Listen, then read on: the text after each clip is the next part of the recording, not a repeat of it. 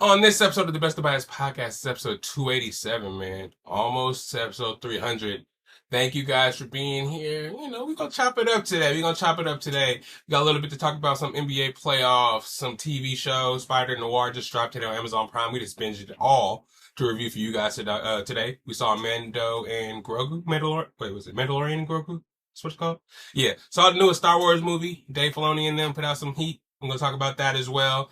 Not too much to talk about today. It's a slight episode, but I wanted to review that movie for y'all, review Spider Noir, because this dropped while it's fresh, and then let y'all know how I feel about these NBA playoffs, man. The Western Conference Finals, after I was talking about last week. Oh, yeah, like that cuts out. But I got some more mess to talk today, because what I've seen from the last two games of the Western Conference Finals, I have a lot to say. So, welcome to another episode. Hope you guys are ready for another packed episode. Hopefully, I'm not keeping y'all too long. Every time I say that, it ends up being one of the longest episodes I've had. I don't know why that happens, but either way, I'm happy you're here. I'm sorry you got to see me glisten again. I don't know what's good with these recessed lights. No matter what temperature it is inside the house, I'm still gonna glisten. You know what I'm saying? I guess I can't help but shine. You feel me? But it's another episode of the Best of Bias podcast. No more long talking. I'm Light Up Now if you didn't know so. And this is the theme song if you didn't know so. Let's get right to it. Yeah. It's the best of bias. You need the earful, you should try us. From pop culture to the movies to Unitas. It's the best of bias. Your best of bias. Yeah, it's the best of bias.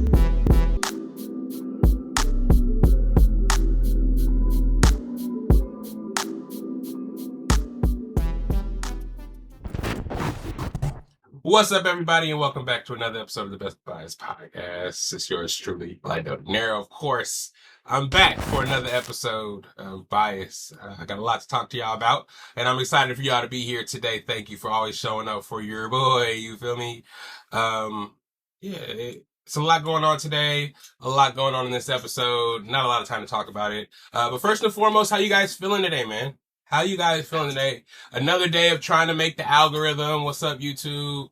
What's up, Spotify? What's up, Apple Podcasts? You know what I'm saying? Like, subscribe, hit that bell if you're on YouTube right now.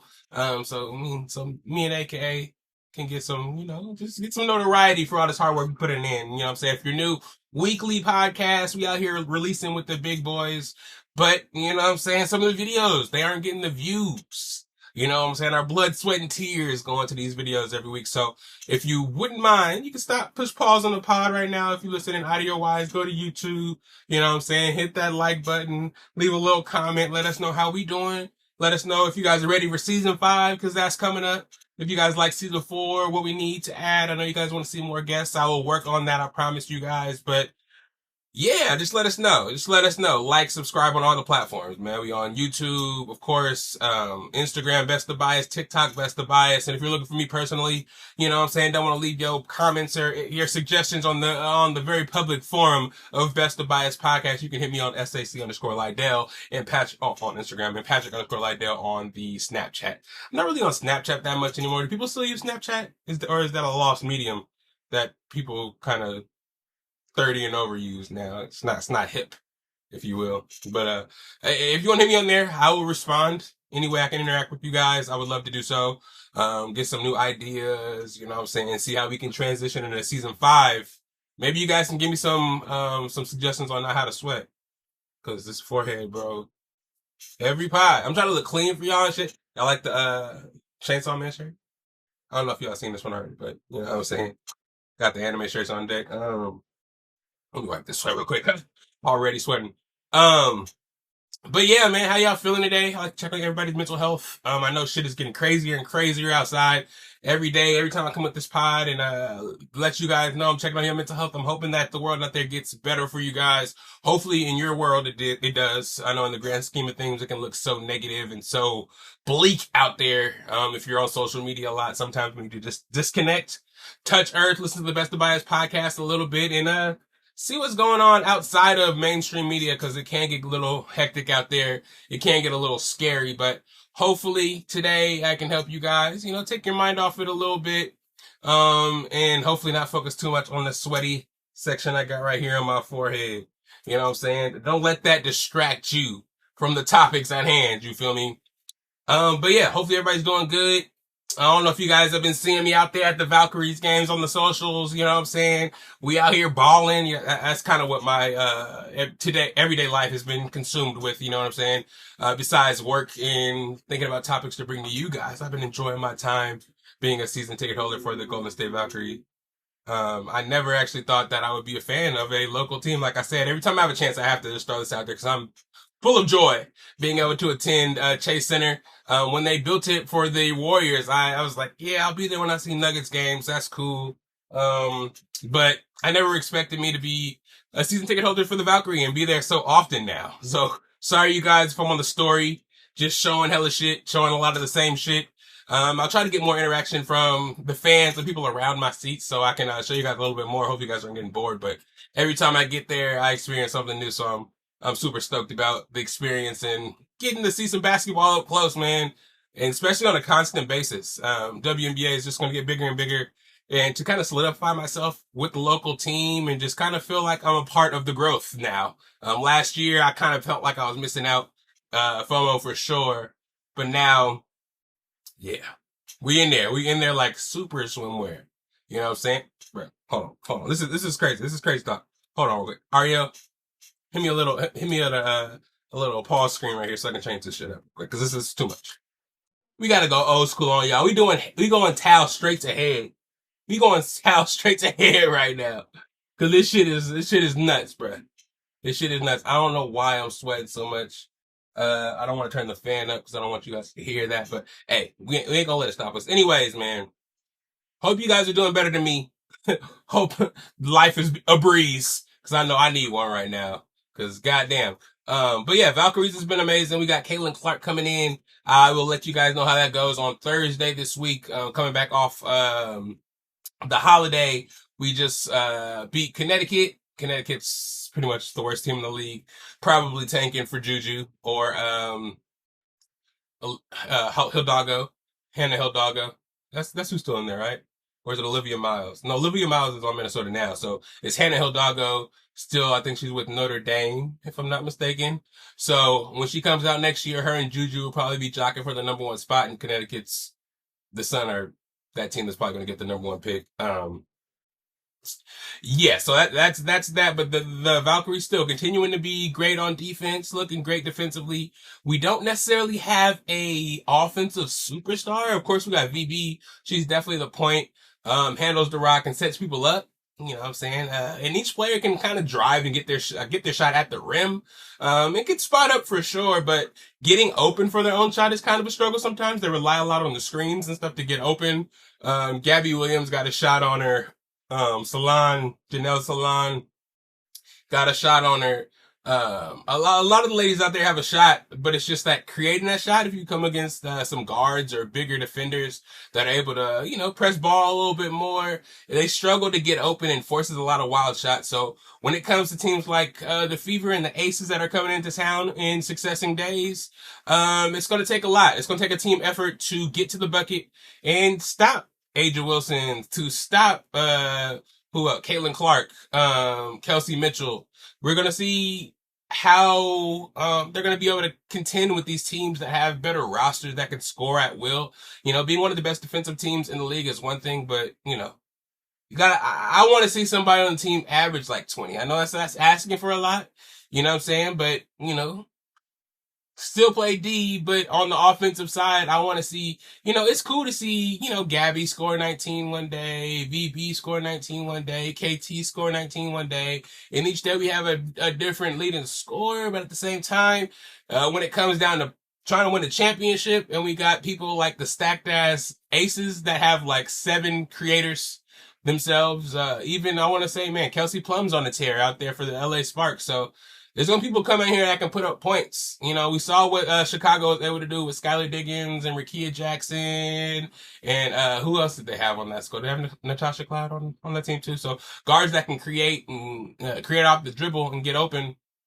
We saw what they can do, and they have some good defense. Camila Cordorzo is a big center. You know what I'm saying? We have Kia Stokes, and I will never be able to pronounce the backup center from South Carolina's name. LA is what everybody calls her, or LM, LA. I think it's LM. LE? Hey, bro, I'm new here. Don't worry. But we're looking good. Like I said, we're looking good defensively. I think when it all gets together, Kaylin Chin backing up VB. She's in a lot of minutes, man, and she's proving it, man. Spark plug, shooting the three, D'ing up when need be, just being scrappy out there. You know what I'm saying? That's all it's taking. To make a long story short, I've been enjoying my time there. If you guys are in the stadium, I see a lot of people on Instagram that actually be in the building. And if you're there casually, hit me up because I'll probably be in the building to say what's up. I say all that to say I hope you guys are doing good. And hopefully the weekend was good to y'all. I hope you guys had a fun Memorial Day weekend. We're able to get out the house, go camping, spend some time with the kids, just see the sun. You know what I'm saying? I want to go camping. I haven't been camping in a long time. But man, these dogs, dog, yeah, my dog, as you can see, Curry's sleeping right there on the floor. Little prissy, spoiled dog who I feel like if we hit the outdoors and was camping, she wouldn't know what to do. I don't think she's ready for all that. So, it's, especially with her being a little older now. If you guys know me, you know how long I had Curry. So, yeah, it's a little different, a little tougher to try to get her out there, especially with her losing her eyesight. But anyways, hope you guys did have a good time. We're able to barbecue. I haven't barbecued in a while. I know nobody invited me to no barbecue, so I don't know what's up with that. You know what I'm saying? Your boy giving out gifts every weekend. The least you can do is give your boy a plate. You know what I'm saying? Invite your boy to the function, but no, just playing. Hope you guys did have a good one. And hopefully, again, everybody's mental health is doing well. You're able to listen to the pod in a safe space, a comfortable space. If you do got to hustle and get out and get it while you listen to the pod, I'm happy I can help you do that as well. I'm your boy, Light Up Nero, and I'll be doing this shit, man. It's the Best of Bias podcast. You know what I'm saying? Episode 287. So let's get right into it. NBA playoffs. I know you guys have been watching. I know you guys have some comments, and you know where I'm starting. The Westies. I call it the Westies. The Western Conference Finals. Right now, the series is 3-2. Scores don't really matter. OKC is up in the series 3-2. I think we saw Spurs win game 1, OKC win game 2 and 3. Spurs win game 4 by a big margin, and then OKC come back and win another game to take back home court advantage at home.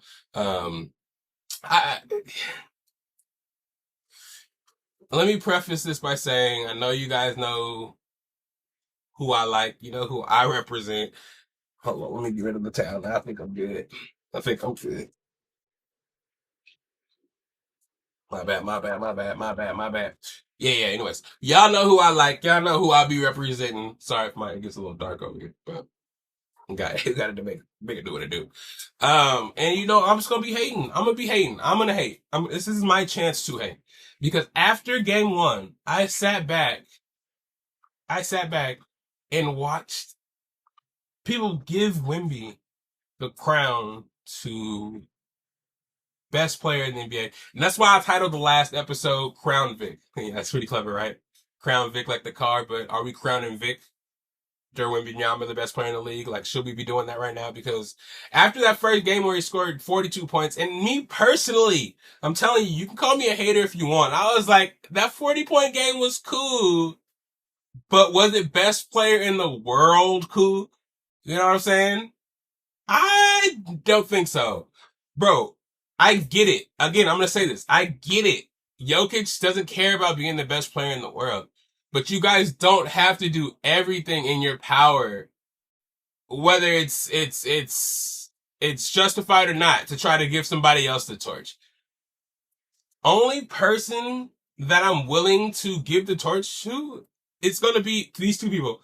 Luka, and of course, it's not my torch to give away, but in my eyes, the only people that can really succeed, Jokic right now are Anthony Edwards, and I want to say Luka Doncic. If Luka Doncic played a little bit more defense, I don't know if Luka and Jokic, people just hate the ground that they walk on and anything that they do, no matter if they've had incredible, monumental, never seen before games prior to them, I don't know, maybe getting eliminated from the playoffs or just not winning MVP.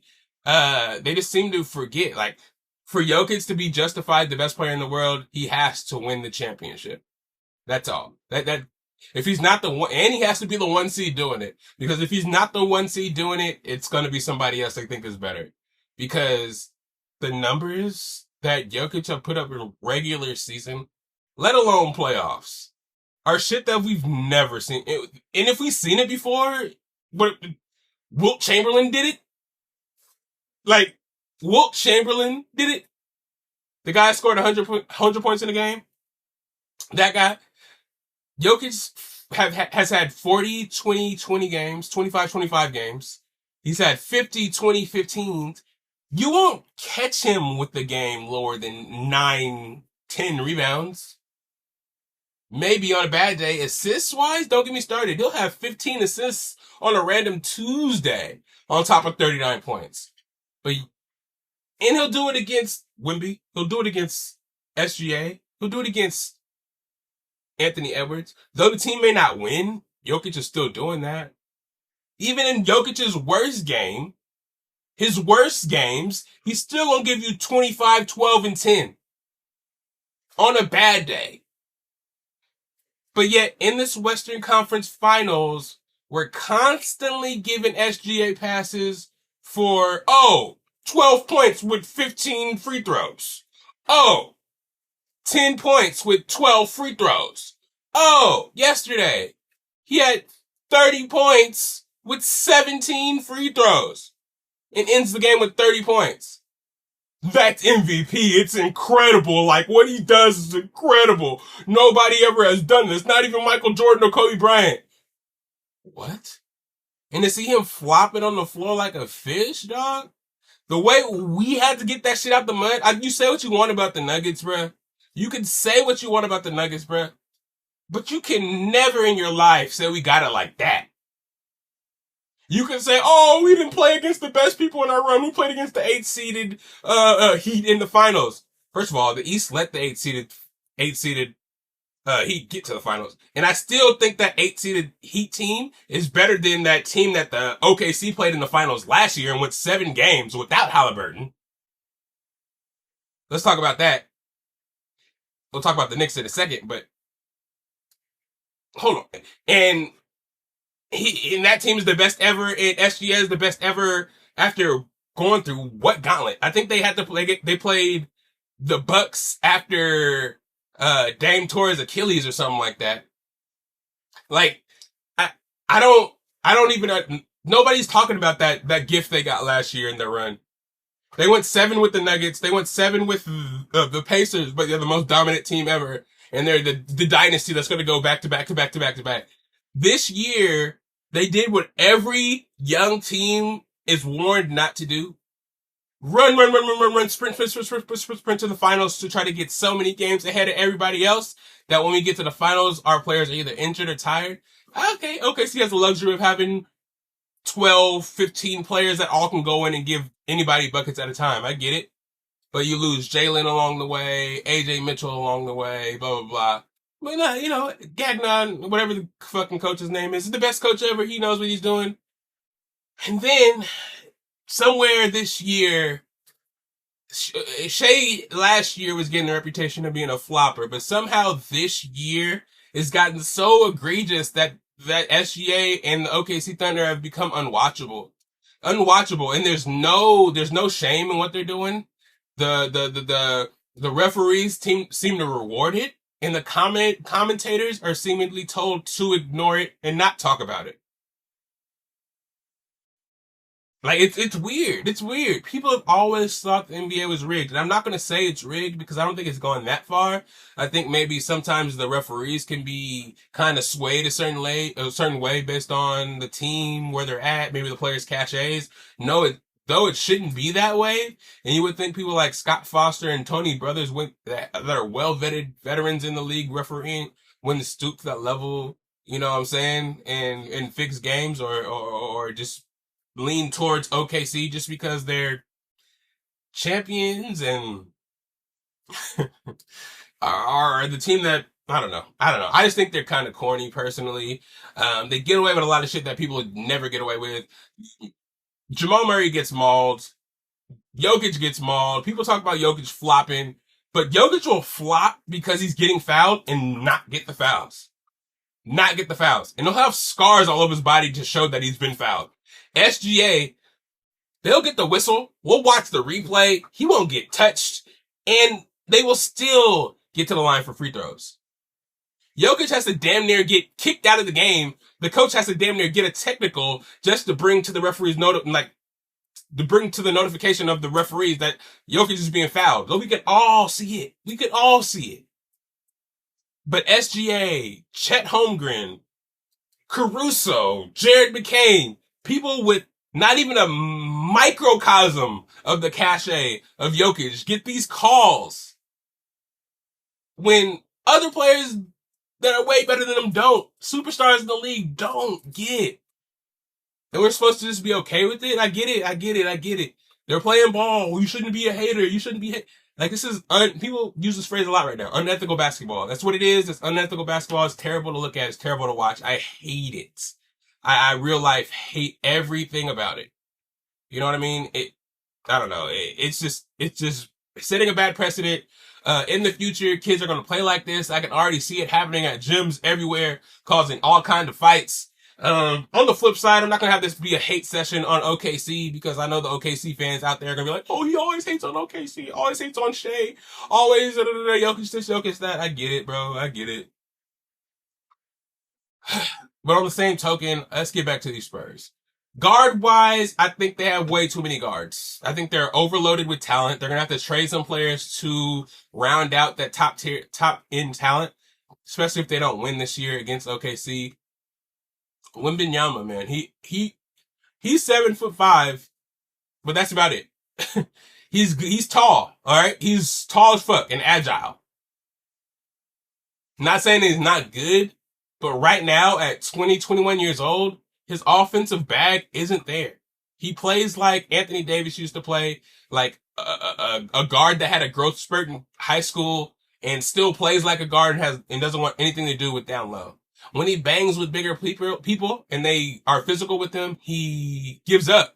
He tries to shoot jumpers and the jumpers are contested. He won't even like take passes into jump shots. He'll try to take the ball from the guard at the top of the key or at the wing and then try to dribble past the guard that's guarding him. He'll try to go behind the back, cross between the legs. Nigga, you're 7'5" and the ball is at their face. They're going to take it.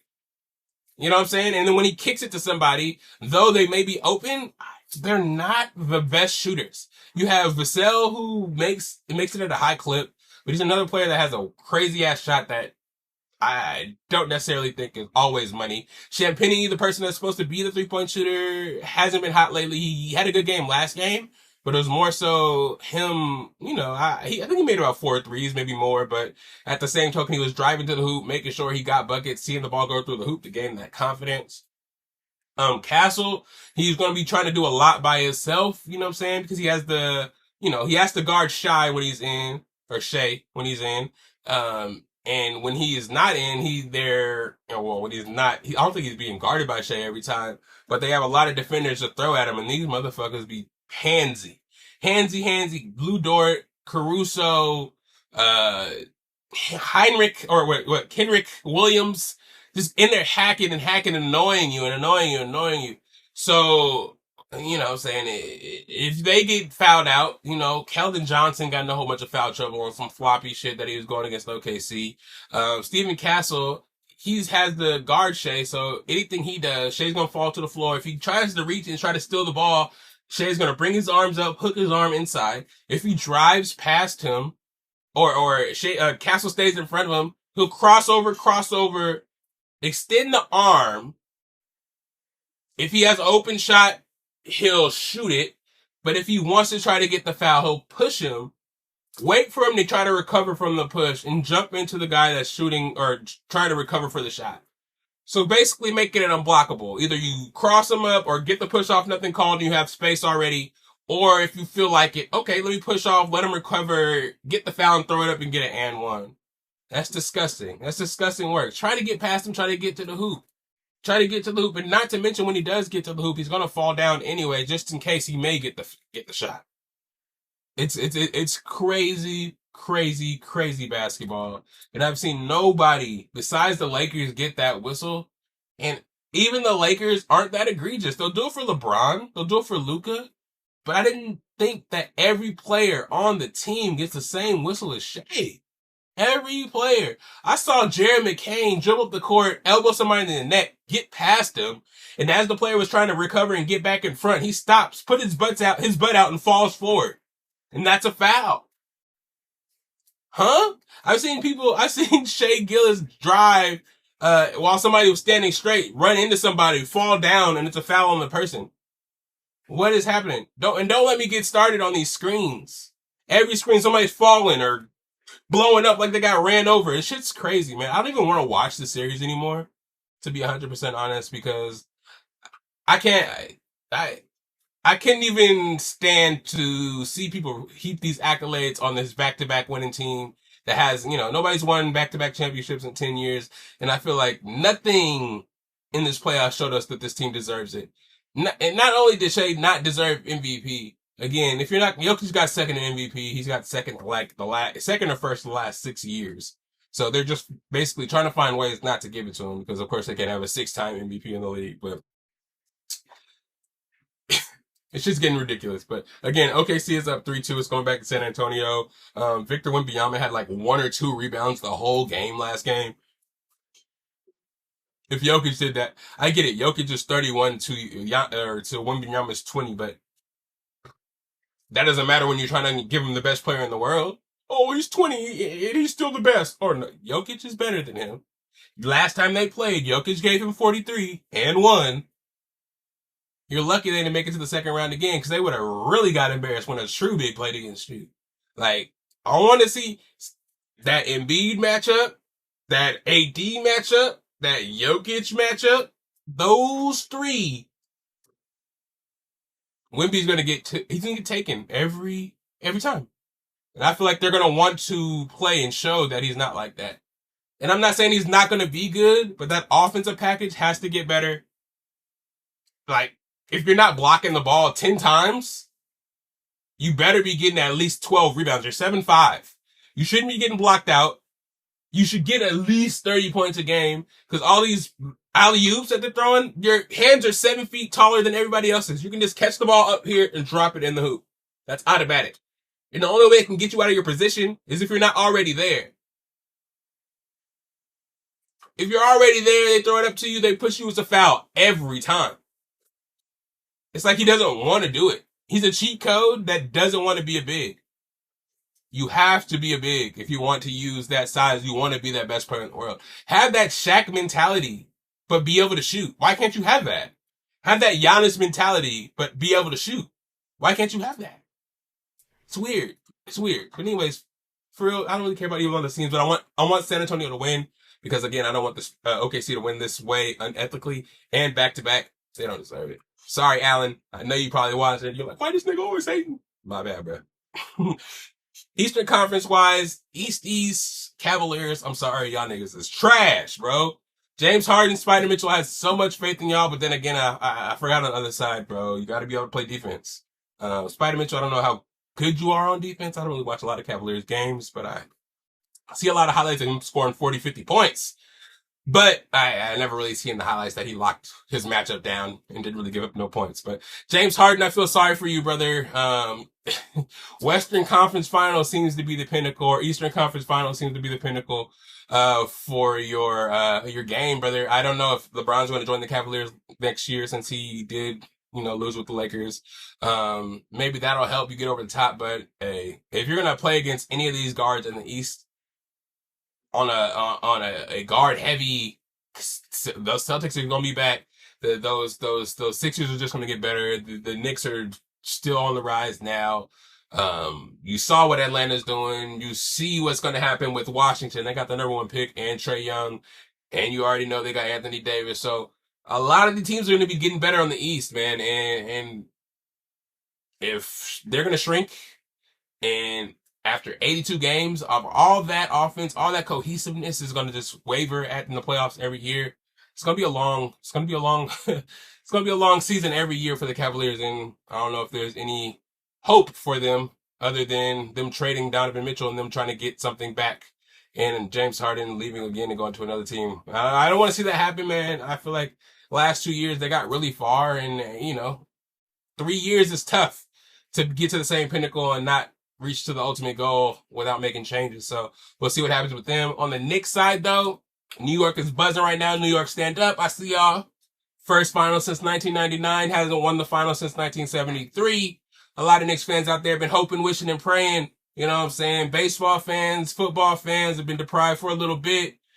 They've been hoping, and it's a big media market, so you know the fans is rowdy, and past successes loom really great. You know what I'm saying? The Giants beat the Patriots. You know what I'm saying? The Yankees are the Yankees. A whole bunch of championships in that history, that storied past. And of course, you have the Knicks, who, to personally me say, my whole life, Madison Square Garden and the Knicks have been one of the biggest sports brands in the world. And for them to not have won a championship since 1973, you would never be able to tell for how how rabid their fan base is and how witted their fan base is for the Knicks every year. You know what I mean? So them losing last year to Indianapolis without Halliburton, when that was definitely their chance to make it to the finals, and them sweeping 2 rounds. I think the first round, Atlanta maybe won 2 games, but after that, they swept the semis and the Western Conference Finals to get to the finals. They're riding high, man. Shout out Brunson, shout out Cat. People thought they would never make it there. I've been hard on Cat a lot during his career, and I'm proud of him, man. Goes to New York, you know, after making it to the Western Conference Finals 2 years in a row with Minnesota and not being able to get over that hump. But getting with Brunson, getting with Josh Hart, Anunoby, Mikal Bridges, Quentin Grimes, Mitchell Robinson, Jose Alvarado now, just a whole bunch of dudes out there hustling. A lot of boys from Villanova, everybody laughed at them when they got with all their friends, and it didn't work out for them last year. And this year, when it started a little bit bad, Mike Woodson was getting a bad rap, and the teams would get blown up, and Worldwide West and the other GM out there, the president of basketball operations, were gonna get fired. But now, man, they're looking like geniuses. 2 sweeps. Hey, people are talking about, is this the most dominant team ever in NBA playoffs? Hey, it is looking like it, man. Yeah, OG Anunoby being that wing, that's what every team needs, man. A stretch wing that can defend. That's going to make every team's job a lot easier, especially one that can score. It makes Brunson's job a lot easier. He doesn't have to guard the best player on the team, though he's a defensive liability at times.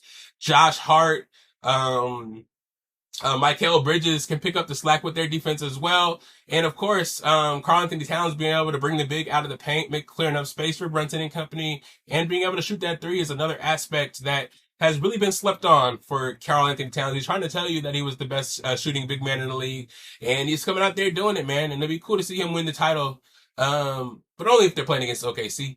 If they're playing against the Spurs, maybe I would want them to win too, because the Spurs win hella championships. And teams that are hella young and didn't get their lumps, you guys know I like to see teams get their lumps first and have to go through some shit before they win the title. So I'm hoping that the Knicks can do it. It'll be a good story, and the Giants fans will be the Knicks fans will be kind of hard to listen to for a while. But hey man, at least it'll be something different. Again, it hasn't been since 1973. The football team ain't gonna be good for a while, so.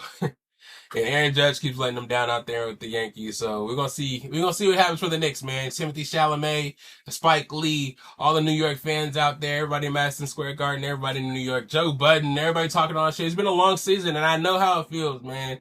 I know how it feels. You're nervous every step of the way. You don't want to be too braggadocious, but at this point, after sweeping 2 teams in a row and showing y'all that y'all ain't nothing to play with, I'd be confident too, man. Shout out to the Knicks, man.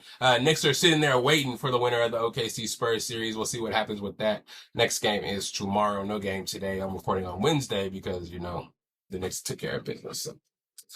That's it really for sports, man. I didn't really have much to talk about. I just have to let you guys know how I felt about that. I usually only mean to take a little bit of time to talk about those sports topics, and because there's not really much to talk about, but I ramble for 30 minutes. It's like when there's less to talk about in the sports is when I talk more. Let me ramble on this shit, but just a couple of cinema corner things. Let's start with Mandalorian and Grogu. I did go see that over the weekend. I didn't see Michael Jackson or MJ or whatever the shit was called, so I felt not the shit, but you know, I felt like I did y'all a disservice by not going to see the movie, though the reviews weren't the best for Michael Jackson and the reviews weren't the best right away for Mandalorian Grogu. I wasn't gonna let that deter me from doing my due diligence and going to watch the movie and letting you guys know how I felt about it. So without further ado, spoilers are coming for both of these things as I go into Mandalorian and Spider Noir. So be ready for those spoilers. If you ain't watched them yet, hey, pause it, come back, let me know how you felt. But so we're gonna run through this shit real quick. Mandalorian and Grogu. If you guys are a fan of the Mandalorian, the TV show, this was for you. You know what I'm saying? This wasn't really a big entry or moving point into Star Wars lore as far as the Last Jedi and all that shit, the Skywalker Chronicles and things like that. This was just a little side story for us Mandalorian and Grogu fans to kind of, who may not have been satisfied with season 3 of Mandalorian and still wanted more Mandalorian and Grogu action rather than Bo-Katan and all the shit that happened on side stories in season 3. We got back to some old Mandalorian shenanigans, man. There were some Easter eggs there. Jabba the Hutt, his relatives, I guess Jabba the Hutt was dead. So his relatives, the twins, were supposedly trying to get, I forgot the nephews, Jabba the Hutt's last son. I forgot his fucking name. It was the actor from The Bear who played him. I forgot his name in the movie, but it was basically just like the Mandalorian TV show, basically a long 2-hour, 4 episodes of the Mandalorian. Basically, Mandalorian gets hired to do something, he'll get something to do something, and shenanigans happen along the way.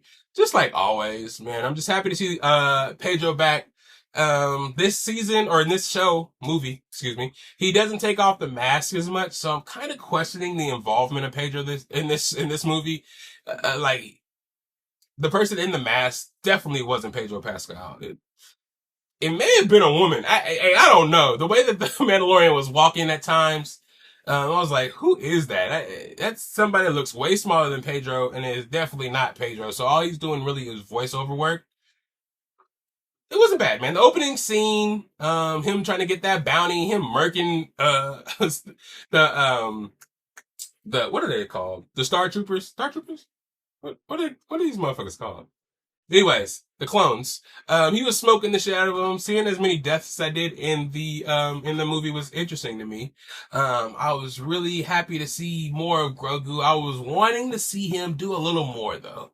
After season 3, when he rejected Luke Skywalker and stayed to become a Mandalorian, and with him still knowing the Force and being deep and actually being like 100 and something years old necessarily, I thought in this movie we'd actually see him maybe talk a little bit, have a little more to do than just kind of be protected by the Mandalorian and be a backpack, be on Mandalorian's back while he goes and fights everybody. And he did a little bit more. There are scenes where we saw Mando fighting, and I think that was the best part of the movie. Mando's fighting. He was getting down. I think we missed that in the last 2 seasons. We kind of just, we saw Boba Fett kind of, he was the one that was like, oh, when you see him come around, he got all the straps on his shit. We know what he's about. When he comes, he's going to kill the shit out of us.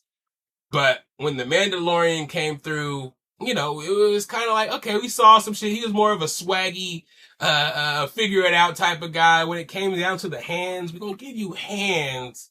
But it was more so, hey, I'm smooth. You know what I stand for. Nobody wants to fuck with me because they know what I stand for type shit. But he got back to hands. There's a lot of John Wick type action, in this movie. This may be a, kind of frowned upon comment, but I didn't necessarily like the score. I know they tried to hip it up when they got to that town, trying to play a little hip hop Star Wars Mandalorian type beat. The beat was sick, but it kind of took me out of the Star Wars kind of realm. I'm like, what the fuck is this? Pew, pew, pew, pew, pew, pew, pew, pew, pew, pew, pew, pew. I was like, damn, they got hip hop out here? But it was cool, man. Seeing Grogu take care of Mandalorian when he got fucked up by that big ass dragon snake serpent thing, and him build a little hut with the dirt and the mud, and actually slightly become Yoda, you know what I'm saying? And the Return of the Jedi type shit, you know what I'm saying? It was cool. It was cool. Cool little Easter eggs, but you know what I'm saying? You could tell it was kind of for the kids, the little aliens. Come on, baby. the little aliens that helped them along the way. They were cute. They were cool. But I think it would be better if they just did a TV show, just another season of the TV show. Me personally, I was coming off a night where I try to stay up all night, playing vids on the computer. So I did kind of go into it a little groggy. Maybe that kind of judged my, mood during the movie. I think it was maybe a little too long, personally, because ultimately, yeah, the stakes weren't really that high. Basically, he was just double crossed by the Huts. And I don't know. Some of the shit that happened didn't really make sense. I did not like the Huts. Those slug things, they were just corny how they moved around, especially the big ass buff one that moved around on his fist. When they were fighting, I'm like, bruh. These ugly ass things, they can't even fight because they have to run to each other with their fists. So they have to run into each other with their chests to start the fight. And then when they get into the fight, they punch like Rock'em Sock'em robots. Shit was fucking weird. But hey man, Grogu's still cute. You know what I'm saying? Filled the seats up. You still got the Star Wars fans in there, laughed at everything. And you could tell it was the 40-year-old, 50-year-old Star Wars fans that were loving the Grogu kid things. Cause I was sitting next to a kid in the movie theater who was jumping, doing gymnastics on his recliner seat, not even paying attention to the movie. So yeah, even though it was kind of steered towards the kids, kind of to sell those Grogu toys and keep that motion going, it, it was an interesting movie to me. I don't know if they're gonna do more Mandalorian and Grogu. I don't know, because I don't know. They kind of did deep lore on us in there. They were throwing a lot of Attack of the Clones characters, a lot of characters that if you didn't see Attack of the Clones or any of the animated series, you could be confused on why these cameos happened and why these people are in the movie for like 5 seconds and then disappearing and not really having a major role after like throwing them on the screen, making them seem super significant. It was a lot. It was a lot, but I appreciated it for sure. I would give it a 7 out of 10, maybe a 7.5. It wasn't the worst movie in the world, but it wasn't the best either. The action alone, you know what I'm saying? Nonstop action. And just seeing where Grogu is along the lines of becoming a Jedi like Yoda in some sort of way is always intriguing to me. They're always going to have me hooked from that basis alone because we know what he's going to become or we have the potential to become. And, just for him being Jedi and a Mandalorian is just kind of the best of both worlds. So who wouldn't be super interested in what Yoda or Baby Grogu is going to grow up to be? So I can't wait till he starts talking. Can't you guys just, yeah. It's in the movie theaters right now. Go see it. Let me know how you guys felt about it. Probably missing a lot of stuff, but do you guys think this movie, if you've seen it already, is going to be able to help Star Wars maintain its lore? I know at Disneyland and Disney World and shit like that, it's gonna make the way for a whole bunch of rides, a whole bunch of merchandise. So they're not worried about it there, and they're probably gonna make all their money back right away anyway. So they'll probably keep making the movies. But fan wise, who are looking for them to recover after the whole Rey situation, after they killed Han Solo, after they gave Princess Leia the Force, all the bullshit they did in The Last Jedi, and I don't know. Is this after the Acolyte, after Skeleton Crew? Are we back on track? Are we still just hoping that we can get this new age, younger fan base that just keep Star Wars going? Are the old Star Wars fans of old never going to get what they had when they were little as far as Luke and anything like Darth Vader, anything like that ever again? Will they reset the whole thing like they did with Harry Potter? I don't know, but I just think it needs to get a lot better over there. There's only so many Mandalorian and Grogu's you can put out before we think y'all just pandering over there, Star Wars. But moving on to something that I really did like, and I'm very, very surprised, but it's on Amazon Prime. Spider-Noir dropped today, everybody. All 8 episodes. I was really surprised, Usually Amazon kind of drops episodically, gives you 1, maybe 3 episodes to start at max, and then they're going to do weekly after that. They dropped the whole thing on our head top. Shout out Amazon Prime, man. They're cooking right now. With The Boys just going off, Invincible just going off, and now picking up with this, Spider-Noir, and they're releasing it in full color. And we all know Spider-Noir was, the black and white Spider-Man back in the 50s, 60s. So it was a black and white cartoon. So they have the option of you watching the live action show in color or in black and white. And I watched it in full color, all 8 episodes, but I might go back and watch it again in black and white just to see how different it is and just get it, just take it in that way.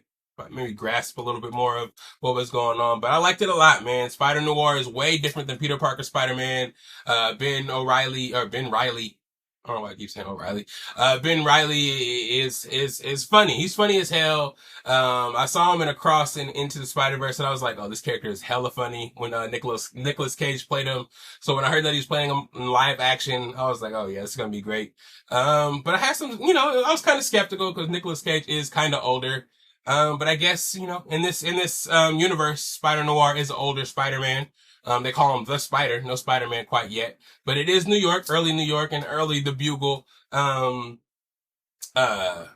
paper and all that shit. So it's kind of like Spider-Man, Peter Parker Spider-Man, but it's an alternate universe, just like in Across and Into the Spider-Verse. All the Spider-Man live in a different universe. But this one's cool, man. Darker, a lot of prohibition talk, a lot of cigarette smoking, a lot of super New York type of talking. I liked it a lot. Lamorne, shout out Lamorne on another great role. He's gonna win another Emmy for supporting actor, hands down. After Fargo, did a great job. And on this, I couldn't stop watching. I watched every episode after another. Best supporting actor, hands down. He's one of the best comedic actors to transition from being a comedian into serious roles. And it's amazing. It's amazing, man. I'm so proud, of his ascendance. He was one of my favorite characters on New Girl, and just everything he's done after, from movies to his podcast. I think he's like one of the funniest people ever, one of the dopest dudes ever. So shout out him. And of course, Nicolas Cage did his thing. Wow. His comedy as Spider-Man, just the shit that he was doing. I'm the Spider. Like, he's acting his ass off, bro. After Long Legs, I was like, did he lose it? Did Nicolas Cage lose it? And then after watching this, he put on a clinic. He put on a fucking clinic. The storyline was epic, not too big, but ingratiated their version of the Sinister Six really well. The only gripe I had, he fell for Cat way too fast and was ready to drop everything and just dip out. I was like, you haven't even slept with this girl and you're ready to drop everything, stop being a hero and leave with her after she's already in love with another nigga.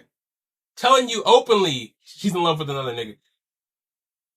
It was crazy. I would think Spider-Noir would be a little more hip on game than that, especially with the experience he's had. This can't be the first dame that he's fell in love with.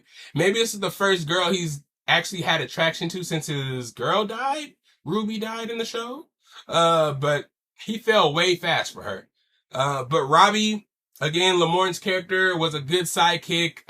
Janet, the secretary, was an awesome character. The little kid, the pickpocket. I'm just trying to make a living here. Oh no, he said, what? I'm just trying to make a living. Amazing. Child actors are becoming amazing. Besides, him and Egg, those two characters lately have been amazing. So shout out them. What else? Just the spider webs. I like the natural webbing coming out of his skin. The story about how he became Spider-Man. Shit was nuts. I loved it. I loved how they did it. They had him showing that he had the powers at the beginning, and during the show, at the height of the drama, they did the flashback on how he got his powers. Shit was epic. Shit was perfectly done.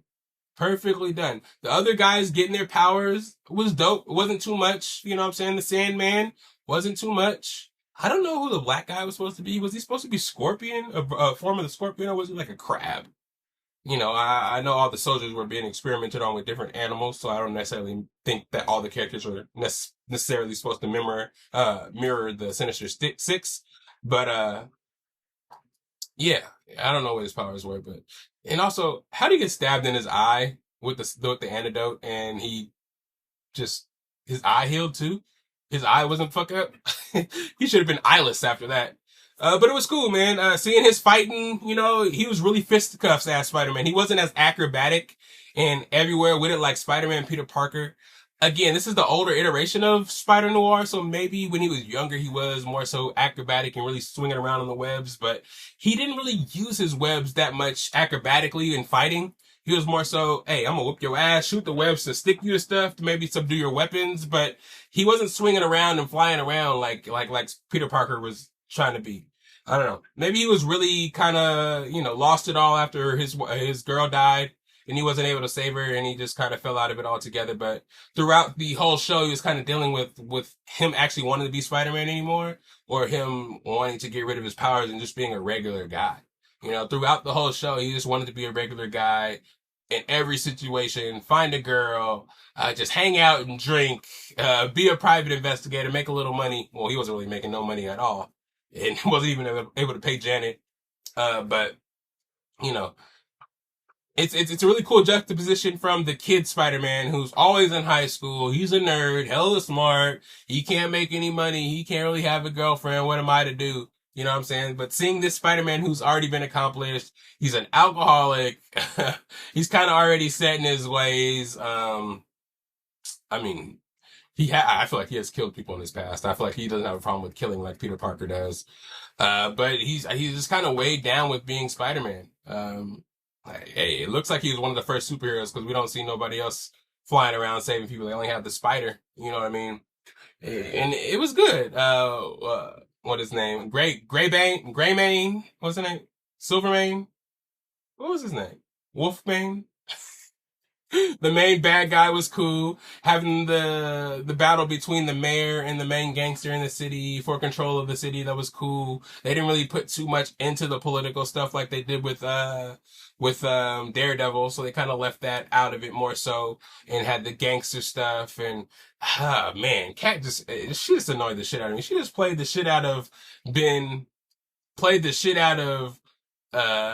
Lest, whatever her the Sandman, because she was playing him the whole time. If I was him and didn't know the plan and was just watching her just go around with Ben, not knowing she was Spider-Man already, and her already having her other boyfriend killed by the gangster, and then falling in with another guy who was another gangster with this guy. It's like, Kat, you're doing too much, bro. And was she the only Asian woman in the whole show?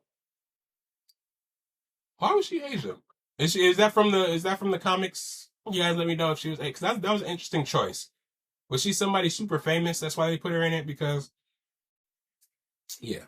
Because there was already a little segregation talk with the people not really liking black people and the segregation of the 50s and 60s. Not really segregation, the racism and discrimination. But it just seems to be like an Asian lady in the middle of everything that is involved with everything, and there's no racism against her at all. Though we know there was a whole bunch of racism against Asians back in the day, but she was out there singing. She was the girl that everybody wanted.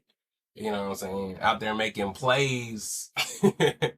Very, very interesting. Very, very interesting. I personally give this a 10 out of 10.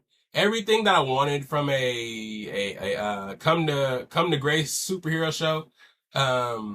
It was perfect. It was perfect to me. From actors that I really like to like set timepieces. Like I really thought I was in the 40s and 50s, except for when Jenna said "say less." I kind of took me out of it too. Did they say less in the 50s? I think that's like they just started saying that in 2025 or some shit. Say less.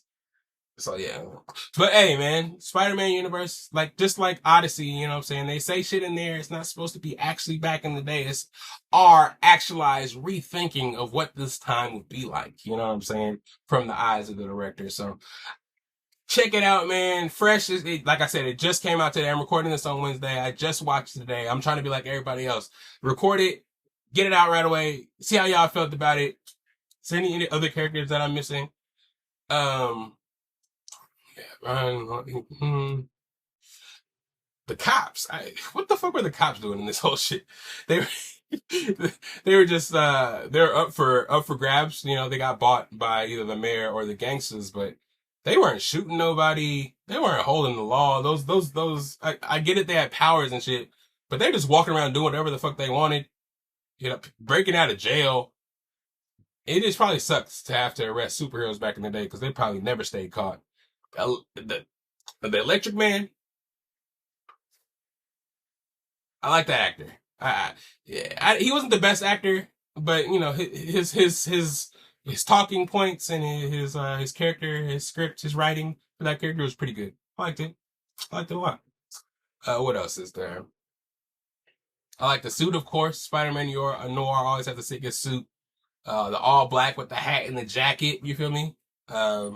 No tech like Spider-Man. Of course, it was in the 50s. They ain't gonna have no Well, Stark was around back then, but you know what I'm saying? He didn't have the tech of Spider-Man now. So just see just straight hands and the black webbing. Web. And him, just the 50s banter. It was amazing. 10 out of 10, man. Nicolas Cage, you did your thing. Again, Lamorne, A+, man. Hats off to what you're doing, man. I cannot be any prouder of you. Say any more nice words, encouraging words. It was amazing. It was amazing. Check it out yourself. Let me know how you felt about it, man. Spider Noir is out right now. Too bad it's Amazon Prime. I don't know if it's technically MCU or Marvel or anything like that, but it should be. Marvel, take notes. This is how you make a show. I know you guys just did Wonder Man and that shit was epic. It's fucking dope. But Spider Noir, epic as fuck. I'm gonna watch it right now again. That's how much I liked it. But anyways, yeah, that's the episode today, guys. It's the end of the pod where I like to let you guys know where to find me at. It's Patrick. Well, that's my real name. Patrick_Lydell on Snapchat. We got SAC_Lydell. I'm going to work on solidifying all these names so you ain't got to go search all over the place to find me. I'm going to make it all Best of Bias podcast after a while. But of course, SAC_Lydell on the Instagram for me. Best of Bias everywhere else. TikTok, Best of Bias on Instagram. Like, subscribe to the page as well for Instagram so you guys know exactly what I'm going to be posting. And of course, I keep you guys up to date throughout the week on topics that come across my timeline that I want you guys to know. I know you know. I know you know. You know what I'm saying? So hit those likes on that story too. And go like and subscribe to the main page. Gotta get those followers up as well. Also go hit that Twitch page, man. Lydell_Dinero. We gotta get to that 50 followers so we can get out there and try to become something in this Twitch world so I can be playing video games for a reason for y'all, man. I got 007, the new James Bond coming. I got that loaded up. I'll start streaming that soon because I ain't played 007 in a while. So I'm excited to see what this one's about. So we got some shit for y'all. So stay tuned. That song is coming soon. I know you got the little verse that I hit, man. I might change it up. I might leave it. Let me know how you guys like it. I got some good feedback in there. You know what I'm saying? That whole Despicable Me line, y'all, you know, it's going to be hitting the airways real soon. Me and AK have been sitting on some music and some verses for a while now. So that will be out. So AKA, we got to get you out here, man. Let them know how you rocking on the mic. Pause. Big pause. My bad. But you know what I mean? My boy's been rapping forever. You know what I'm saying? I learned everything I know in the rap game from this guy from back when we was recording on a tape. You feel me? Back in the day. I ain't trying to age myself, but you already know what it is. But AKA, again, thank you for everything you do. Go to his page, Akio Young. Follow everything he doing. He got some shit coming out real soon musically. And everything he does for me and for the company as far as videos go, promos go. If you guys need some work, hit him up. Maybe he can help you out too. You know what I'm saying? But you got to come correct with that dough. You feel me? But yeah. Without further ado, that's episode 287 in the books, man. You know what I'm saying? What should I call the episode, y'all? I think I'm going to call it Caged Spider. Yeah, this episode 287, Caged Spider. You know, Nicolas Cage and Spider-Man. I don't know. Anyways, hope y'all enjoyed the podcast. Hope y'all have a good day. Don't let this world stress y'all out. Thank y'all for hitting play. Hit that like on the way out. Leave a little comment. It's your boy, Lydell Dinero. We're trying to hit that algorithm. And thank you guys for always being here and listen to me ramble and mumble and all that shit. But it's your boy. We out of here where that theme song at. It's right here. Thank y'all. It's the best of bias. You need the earful, you should try us. From pop culture to the movies to Unitas. It's the best of bias. Your best of bias.